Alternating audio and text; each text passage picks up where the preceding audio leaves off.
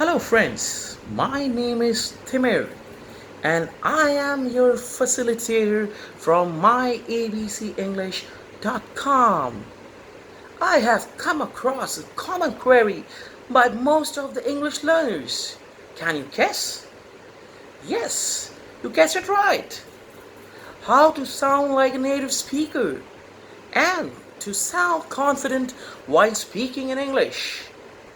The key to speak like a native speaker is to adapt to the sounds and rhythm of the native speakers rather than carrying over the sound and rhythm of your first language. A simple example can be the use of the sound k for the alphabets C and K in English rather than k used by most of the non-native speakers. So please remember that C and K is pronounced as K and not K as pronounced by most of the non-native speakers. Well, one of the ways to overcome this drawback is by imitating the pronunciation of the native speakers by listening to the podcasts. So, listening to the podcast again and again makes you more familiar with the native sounds. Also, it's essential to be aware of the commonly used phrasal verbs and collocations often used by the native speakers in their daily conversations. Non-native speakers need to be very careful as the individual words in the phrases do not convey the actual meaning of the sentence. For example, it's raining cats and dogs. So you cannot understand the meaning of the sentence by understanding the meanings of the words. Rather, you need to understand the meaning of the phrase as a whole.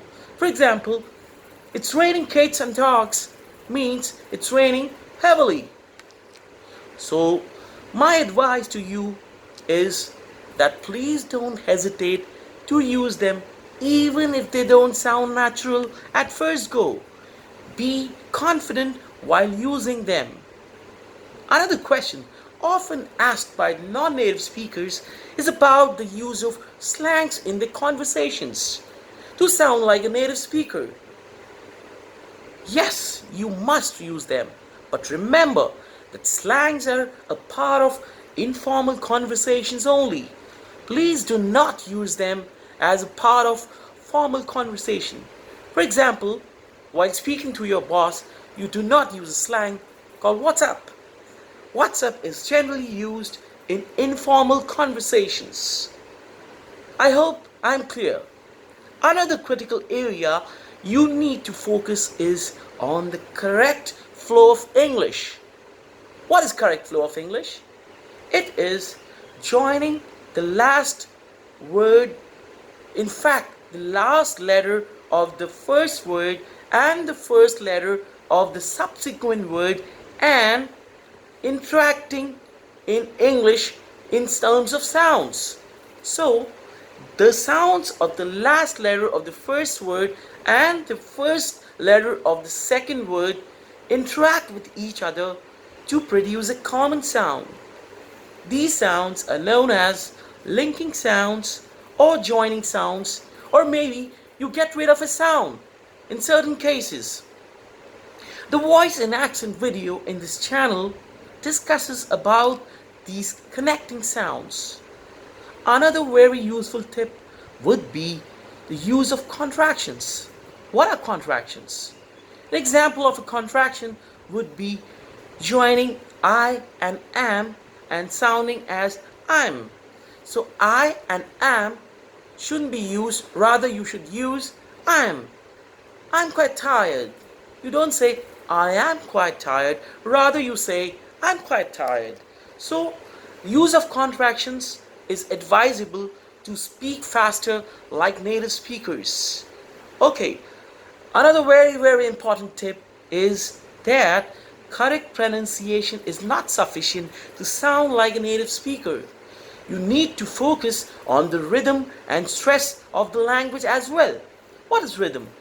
Rhythm is the music of the language. And stress.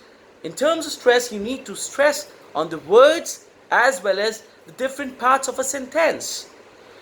Stressing on the different words in a sentence conveys the meaning in a different way to a listener. So please remember that you need to focus on the word stress as well as the sentence stress. Another very useful tip is that native speakers learn the language in chunks. What is chunks? Chunks is a group of words. So rather than learning individual words, you remember the words in chunks and connect them while framing a sentence, while speaking. It's a very, very useful technique. Mind it, you need to learn words in chunks in order to sound like a native speaker. Another very useful tip would be a conversation with a native speaker. Daily conversation with the native speakers helps you understand the sounds of the native speakers and helps you imitate them and use them in your natural flow of speaking English. Finally, I would like to clarify that speaking fast is not speaking like a native speaker. In fact, while speaking fast, you tend to commit more mistakes and sound more unnatural. I hope you enjoyed the lesson and this lesson proves to be very beneficial for you in terms of sounding like a native speaker and speak confidently when it comes to speaking English. Bye bye. Please like and subscribe to the channel to keep receiving further updates. Have a nice day. Bye bye.